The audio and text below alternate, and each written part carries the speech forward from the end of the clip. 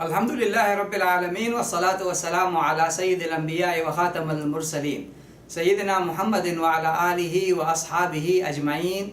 امام شافعی رحمۃ اللہ علیہ سے پوچھا گیا آدمی گھٹیا کب ہوتا ہے، کم ظرف کب ہوتا ہے، گر کب جاتا ہے؟ تو انہوں نے فرمایا آدمی گھٹیا اس وقت ہوتا ہے جب زیادہ بولتا ہے، جب ہر ایک پر اعتبار کرتا ہے اور جب ساتھیوں کے راز افشا کرتا ہے تو پھر وہ آدمی گھٹیا ہو جاتا ہے، کم ظرف ہو جاتا ہے۔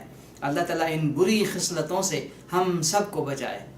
اللہم صلی علی سیدنا محمد وعلی آلہ وصحبہ